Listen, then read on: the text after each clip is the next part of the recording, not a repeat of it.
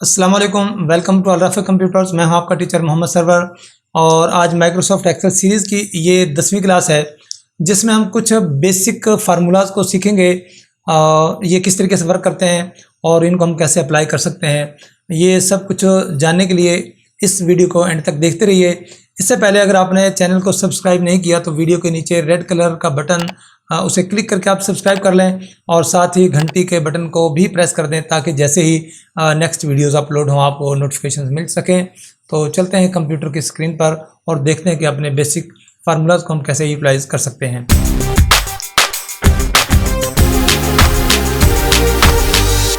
अब हम अपने कंप्यूटर की स्क्रीन पर हैं और आप यहाँ पर देख सकते हैं कि कुछ फार्मूलाज के लिए मैंने कुछ डाटा पहले ही लिख के रखा हुआ है। और सबसे पहले हम एडिशन के हवाले से अप्लाई करके देखेंगे कि ये किस तरीके से वर्क करता है।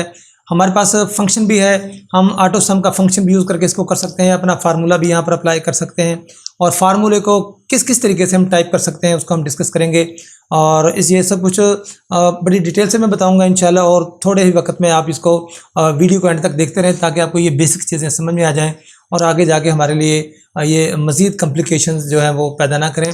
तो जमा करने के लिए जहाँ पर आपको आंसर चाहिए, अब अगर आपको बिल्कुल इसके नीचे ही आंसर चाहिए तो आप यहाँ सेल को सिलेक्ट कीजिएगा। ऑटो सम के ज़रिए आप यहाँ जो फंक्शन है इसे यूज़ कर सकते हैं। ये जो छोटा सा एरो का निशान है यहाँ पे क्लिक करके आप स्क्रीन पे देखें, होम टैब के अंदर जो ये आपको सबसे ऊपर वाली कमांड नज़र आ रही है, ये फंक्शन पे आप क्लिक कर दें और बस इसने अब ये सिलेक्शन बना ली है, फार्मूला ऑलरेडी अप्लाई हो चुका है। अब इसको एंटर करेंगे तो ये आप देख सकते हैं कि जो आपके पास आंसर है वो मौजूद है 350। अगर मैं इसको डिलीट करके दोबारा से मैनुअली यहाँ पे ये फार्मूला अप्लाई करना चाहता हूँ तो अब देखिएगा कि फार्मूला अप्लाई करने के लिए आपने इक्वल का सिंबल लगाना है, क्योंकि जो भी फार्मूला हमने अप्लाई करना है उससे पहले इक्वल का सिंबल लगाएंगे, इक्वल।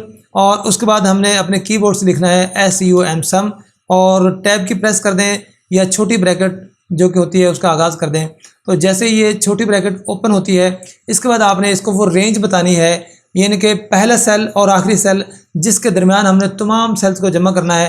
तो आप इसके लिए 2-3 तरीके यूज़ कर सकते हैं रेंज सेलेक्ट करने के लिए। एक तो ये कि आप अपना माउस पकड़ें और ऐसे पहला सेल पकड़ के माउस को प्रेस एंड होल्ड रखें और नीचे यहाँ सेल तक आ जाएं जितनी भी आपकी सिलेक्शन है। उसके बाद आपको ये ब्रैकेट क्लोज करनी है, अगर आप नहीं भी करेंगे तो काम चल जाएगा, लेकिन कुछ फार्मूलों में ये ऐसे चलता है, अदरवाइज़ ब्रैकेट क्लोज भी करना पड़ती हैं। एंटर करते साथ ही आपको ये जो है आंसर यहाँ पे मिल जाएगा कि जो 350 है। अब इसको आप जो सेल्स की रेंज है उसको सिलेक्ट करने के लिए एक काम और भी कर सकते हैं कि आपने इक्वल का सिंबल लगाना है। मैं दोबारा अप्लाई कर रहा हूँ, सम लिखें छोटी ब्रैकेट और इसके बाद आपने सबसे पहले सेल का नाम लिख देना है।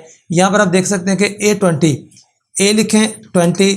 उसके बाद आपने अपने कीबोर्ड से और इसके बाद आपने यहाँ पर आखिरी सेल लिखना है और वो है A8, A लिखें और 8 लिखें। इसके बाद जैसे आप एंटर करेंगे ये फार्मूला यहाँ पर अप्लाई हो चुका है। और तीसरा आप ये कर सकते हैं इज इक्वल टू सम और कीबोर्ड से आप ऐसा करें, एरो कीज़ को प्रेस करें। ये जो सबसे आखिरी सेल है उसे मैंने सेलेक्ट कर लिया है, एरो कीज़ से अपवर्ड ये इतना लिखने के बाद जब ब्रैकेट शुरू होती है तो आपने यहाँ पे आना है, शिफ्ट को आपने प्रेस करके रखना है, एरो कीज़ से आपने ऊपर की जानब जाना है और जो आखिरी सेल है आपका वहाँ तक आप ये रेंज सेलेक्ट कर लें और इसके बाद आप एंटर प्रेस कर दें। तो इस तरीके से भी आपका जो है ये फार्मूला अप्लाई हो जाता है। इसके बाद हम चलते हैं सबट्रैक्शन की तरफ। तफरीक का अमल हम कैसे दोहराएंगे, इसके अंदर हमने फार्मूला अप्लाई करना है। इसमें आपने क्या करना है, इज़ इक्वल टू और पहला सेल आप सेलेक्ट कर लें और माइनस कीबोर्ड से जो डैश का इलामत होती है उसे यहाँ पे टाइप करें और उसके बाद आपने दूसरा सेल उसे सिलेक्ट करना है। अब आप जैसे ही यहाँ प्रेस करेंगे तो आप देख सकते हैं कि 520 माइनस 230 जो है वो 290 होता है। अब फार्मूला अप्लाई हो चुका है। अगर आप यहाँ पर ये नंबर्स चेंज भी करेंगे तो आपका आंसर ऑटोमेटिकली आपको मिल जाएगा। अगर मैं यहाँ पर 100 लिख दूँ तो आप देखें ये आया और यहाँ पर अगर मैं 250 लिख दूँ तो ये देख सकते हैं कि फार्मूला ऑटोमेटिकली हमारा यहाँ पर वर्क कर रहा है। इस तरीके से हम मल्टीप्लाई भी कर सकते हैं। मल्टीप्लाई करने के लिए भी आपने ऐसे ही करना है, इज इक्वल टू पहला सेल सेलेक्ट किया और आपके कीबोर्ड पे जो हैश स्टारिक यानी कि स्टार की शक्ल का जो एक सिंबल है उसे आपने प्रेस करना है, इसे प्रेस कर दें और उसके बाद आप दूसरे सेल को सिलेक्ट करेंगे। आप ये सेल्स को सिलेक्ट करके भी और मैनुअली भी इन सेल का जो रेफरेंस है वो दे सकते हैं।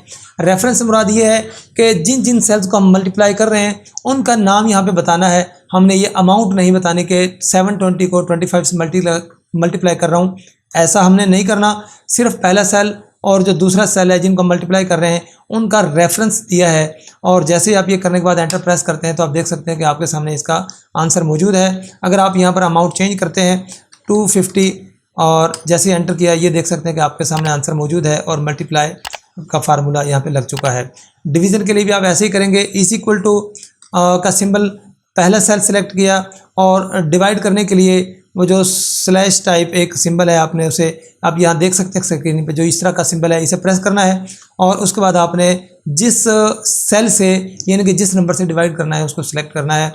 इसके बाद एंटर प्रेस कर दें तो ये आंसर आपके पास मौजूद है।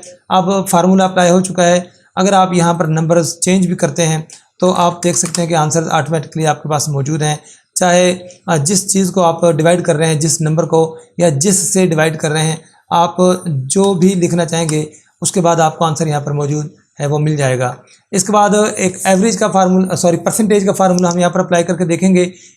ये हमारे वो टोटल मार्क्स हैं जो कि किसी स्टूडेंट ने ऑब्टेन किए हैं और ये टोटल मार्क्स थे, ये ऑब्टेन मार्क्स हैं और ये टोटल मार्क्स हैं। यहाँ पर हम फार्मूला अप्लाई करेंगे, बहुत ही सिंपल है, इज़ इक्वल टू और टोटल मार्क्स जो उसने ऑब्टेन किए हैं उन नंबरों को हम डिवाइड कर देंगे उन नंबरों से जो हासिल करता थे, यानी कि जो हासिल किए हैं वो कम है और टोटल नंबर ज़्यादा थे। अब बड़ी रकम से हम डिवाइड कर रहे हैं, लेकिन परसेंटेज का फार्मूला कुछ ऐसे ही वर्क करता है। और इसको फिर हमने क्या करना है, मल्टीप्लाई कर देना है। ये स्टार का सिंबल लगा के 100 से मल्टीप्लाई कर दें और आप देख सकते हैं कि 88.235 ये आपके पास आंसर आ चुका है। उम्मीद है कि ये 4-5 सिंपल कुछ फार्मूलाज थे जो कि हमारी ज़िंदगी में काम आ सकते हैं। अब इनको आप समझ गए होंगे। अब जमा करने के लिए हमने ऊपर से नीचे इस तरीके से इसको जमा किया, और अगर हमारे पास ये नंबर कुछ इस तरतीब से मौजूद होते, सॉरी मैं ये दोबारा रिपीट कर रहा हूँ, 25 और ये कुछ मैं लिख लेता हूँ।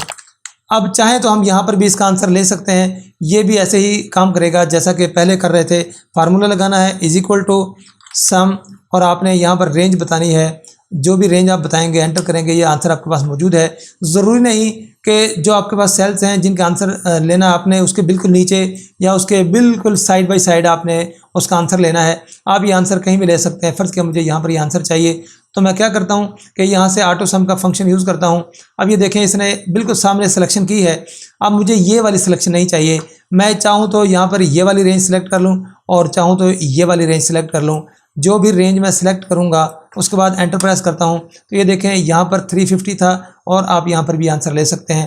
तो सेल रेफरेंसेस को यूज़ करके यानी कि जिन सेल्स को आपने जमा करना है, ज़रब, तफरीक, मल्टीप्लाई जो भी करना है आपने उनका सेल्स का नाम बताना है, उनका एड्रेस बताना है, वो रेफरेंस यहाँ पर प्रोवाइड करना है। तो ये फंक्शंस आपके जो हैं क्रिएट हो जाएंगे, फार्मूला अप्लाई हो जाएगा।